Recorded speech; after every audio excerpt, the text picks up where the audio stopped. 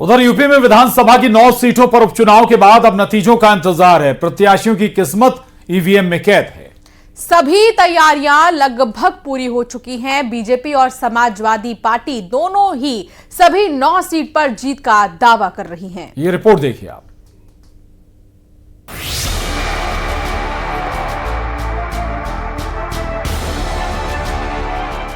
UP उपचुनाव की voting के बाद अब रिजल्ट पर सभी की निगाहें टिकी हुई हैं। बीजेपी को जहां सभी सीटों पर जीत की उम्मीद है, वहीं विपक्ष ने इसे लेकर बीजेपी पर सीधा निशाना साधा है।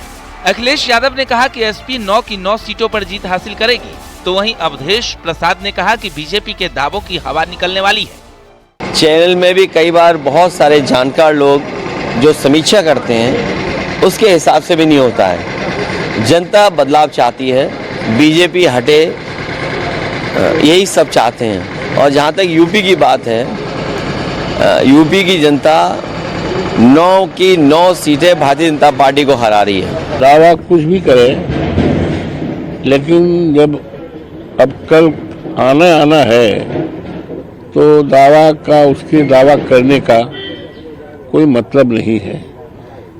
भाजपा तो बड़ा बेबुनियाद दावा करती रहती थी।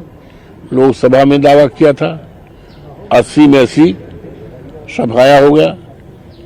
भाजपा तो जिस सीट से हम जीते हैं, फैजाबाद की 54 लोकसभा सीट, जो मर्यादा पुरुषोत्तम राम की धरती की सीट है, बड़ा ढिढोरा पीटा था, बड़ा को किया था। यूपी में उपचुनाव के नतीजे को लेकर डिप्टी सीएम ब्रजेश पाठक ने दावा किया है कि बीजेपी सभी 9 सीट पर जीत दर्ज करेगी। माननीय मोदी जी की गरीब कल्याण योजनाओं को लेकर जनता के बीच में गई और उत्तर प्रदेश के लाइन आर्डर को लेकर के जिस ढंग से जनता ने आशीर्वाद दिया है, हम कह सकते हैं कि प्रदेश की 9 की 9 सीटें हम गठबंधन के साथ जीतने जा रहे हैं और कोई कंफ्यूजन नहीं है। समाजवादी पार्टी बुरी तरह से फ्लॉप साबित हुई है। ये अपने संभावित हार को देखते हुए फेस सेविंग के लिए तरह तरह के बहाने बना रहे हैं। उत्तर प्रदेश की जनता ने इन्हें नकार दिया है। यूपी में विधानसभा की 9 सीटों पर काउंटिंग के लिए तैयारी पूरी है। फूलपुर विधानसभा सीट की काउंटिंग मुडेरा मंडी में की जाएगी। 103 कर्मियों की ड्यूटी लगाई गई है। 32 राउंड में काउंटिंग के लिए 14 टेबलों को लगाने का काम भी पूरा कर लिया गया है। प्रयागराज की फूलपुर सीट पर भी उपचुनाव हुआ है।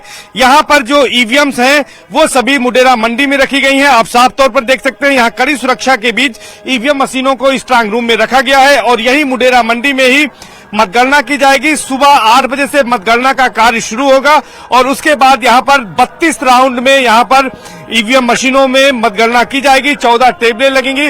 132 कार्मिकों की ड्यूटी लगाई गई है। मजिस्ट्रेट की तैनाती की गई है। पुलिस फोर्स के साथ ही साथ यहाँ पर पैरामिलिट्री को भी तैनात किया गया है ताकि किसी तरह की गड़बड़ी की कोई आशंका न हो। माना यह जा रहा है कि 8 बजे से जब मतगणना शुरू होगी तो दोपहर 12 बजे तक इसके रुझान आएंगे और 2 बजे तक पूरे नतीजे घोषित किए जा सकते हैं। खैर विधानसभा उपचुनाव में धनीपुर मंडी में मतगणना होगी। यहाँ काउंटिंग के लिए 14 टेबल लगाए गए हैं। पुलिस प्रशासन ने सभी व्यवस्था पुख्ता की है। मुरादाबाद में पहले बैलेट पेपर की गिनती होगी। कुल 30 राउंड में काउंटिंग होनी है। मंडी समिति परिसर में मतगणना होगी। बीजेपी और समाजवादी पार्टी के बीच कांटे की टक्कर है। Bureau report, news 18।